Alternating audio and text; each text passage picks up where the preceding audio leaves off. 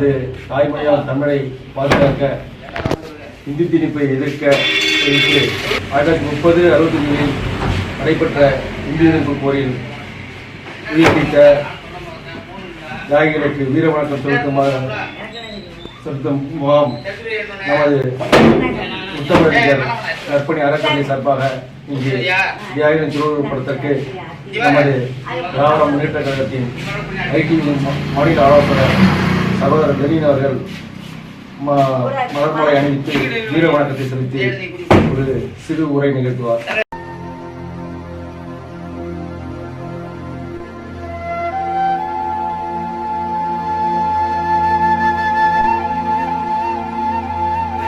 அனைவருக்கும் வீர வணக்க வாழ்த்துக்களையும் வணக்கத்தையும் தெரிவித்துள்ளது. நாடாளுமன்ற உறுப்பினர் கழகத்துடைய நிகழ்வுகளை எல்லாம் முன்னெடுத்து இந்த தொடர்ச்சியான எந்த ஒரு நிகழ்வையும் திட்டமிடாமல் அதை செஞ்சோம். அதுதான் ரொம்ப முக்கியமானது. ஏன்னா இந்த வரலாறு இன்றைய தலைமுறைக்கு கொண்டு போகணும் அப்படின்னா இந்த மாதிரி நிகழ்ச்சிகள் நடத்தணும்.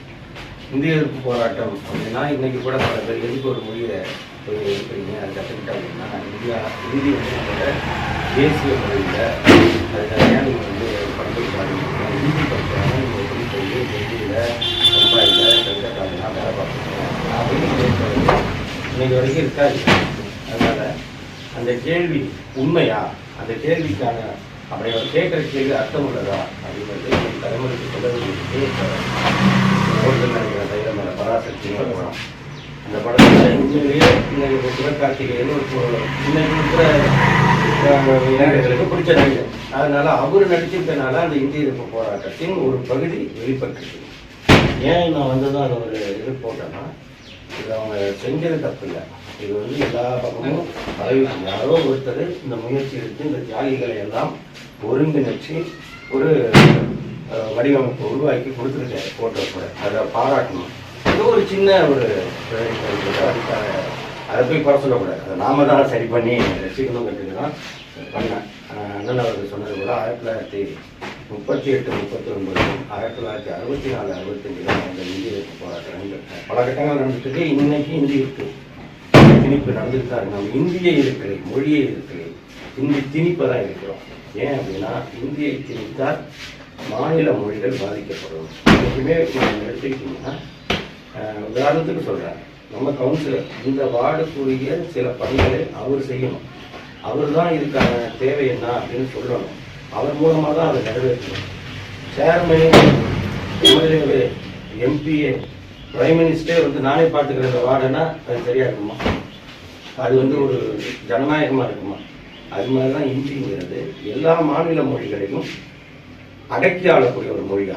தேசிய மொழிலாம் கிடையாது. இந்தியாவுக்கு தேசிய மொழிலாம் கிடையாது. இந்திங்கிறது மத்திய அரசோட, நம்ம ஒன்றிய அரசு சொல்லுற அதோட அஃபீஷியல் லாங்குவேஜ், அதோட அலுவல் மொழி, அவ்வளோதான். அது மாதிரி நம்ம தமிழ்நாட்டுக்கு எது அலுவல் மொழின்னா நமக்கு வந்து தமிழ் தான். கர்நாடகாரனுக்கு கன்னடம் தான், மராட்டிக்காரனுக்கு மராட்டி, இப்படி தான் இருக்கு. இந்தி தேசிய மொழிங்கிறதுலாம் கிடையாது, மத்திய அரசோட மொழி, அவ்வளோதான். அதுலேயும் ஆங்கிலம் இணை ஆட்சி மொழியாக இருக்கும் அப்படின்னு சொன்னாங்க.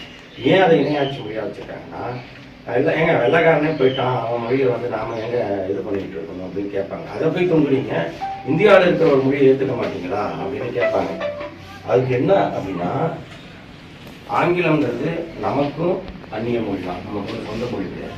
ஹிந்திக்காரனுக்கு அது அந்நிய மொழி, ரெண்டு பேருக்கும் வெளியில இருக்கிற ஒரு மொழி. ஆனா இது வந்து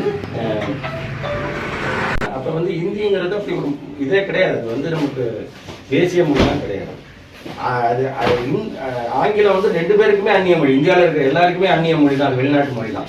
ஆனால் இந்தி ஒருத்தருக்கு தாய்மொழி ஆகும், இன்னொருத்தருக்கு அந்நிய மொழியாக இருக்கும் பொழுது பாரபட்சம். ஒரு எக்ஸாமே நடத்துகிறாங்கன்னா இந்தியில் இருக்கிறோம் ஈஸியாக எழுதிக்கிறோம், நம்ம வந்து கஷ்டப்படும். அதனால தான் இந்தி திணிப்பை எதிர்த்து உயிர் கொடுத்தவர்கள் 1938 ராஜாஜி வந்து முதலமைச்சராக இருந்து பண்ணாரு. அப்போ முதலில் உயிரை கொடுத்தவர் நடராஜர். அடுத்தது காலம் ஜெயிலில் மன்னிப்பு கடிதம் கொடுத்துட்டு போக உடம்பு சரியில்லைங்க, முடியல செய்ய துடிக்கிறாங்க. இப்போ மன்னிப்பு கடிதம் கொடுத்துட்டு போங்கிறப்ப மன்னிக்கலாம் கேட்க மாட்டோம்.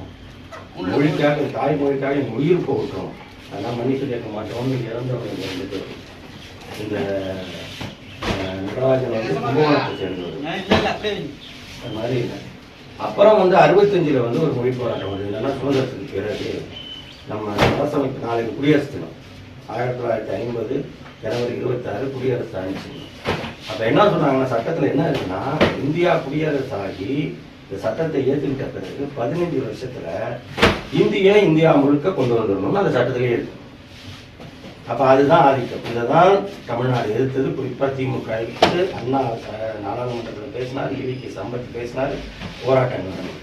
அப்போ 15 வருஷம்னா 1965 50லேருந்து கணக்கு போட்டிங்கன்னா 65.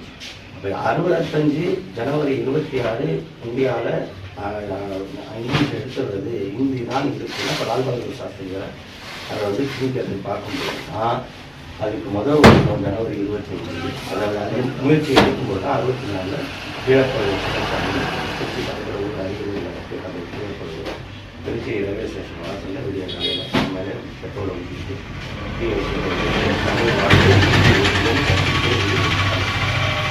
அப்புறம் வந்து கோரம்பாக்கம் சிவகங்கை ராஜேந்திரன் மாணவனை துப்பாக்கிகளை சுட்டாங்க. அப்புறம் வந்து இந்த சத்தியமங்கலம் ஐயம்பாளையம் வீரப்பன், அப்புறம் விராலிமலை சண்முகம், ஈரோடு வீரமேடு தண்டபாணி, மாயவரம் சாராஜமான், இவங்க எல்லாமே இவர் வந்து விஷம் குடிச்சு செத்தாரு. ஒருத்தர் வந்து வெறுப்பையும் வச்சுக்கிட்டு தூக்க மாத்திரையும் போட்டுட்டு செத்தாரு. இப்படி வந்து இது மாதிரி எல்லாரும் மொழிக்காக உயிரை கொடுத்தனால தான் அவங்க என்ன முடிவு பண்ணாங்கன்னா ஆங்கிலம் நீடிக்கும் அப்படிங்கிறத கொண்டு வந்து அதன் மூலமாக நம்ம தமிழை மட்டும் நம்ம காப்பாற்றல, இந்தியாவோட எல்லா மொழியும் காப்பாற்றுறோம். பம்பாய் போல என்ன பண்ணுவோம், கல்கத்தா பண்ணாங்க என்ன பண்ணுறாங்க, பம்பாயில் என்ன பண்ணுவோம், இந்திய திணிச்சாங்க, மராட்டி மொழியை அழிச்சு அப்படின்னு அவங்க சொல்கிறாங்க. இந்த மொழி மொழியை கொண்டு வராதேங்கிறான்.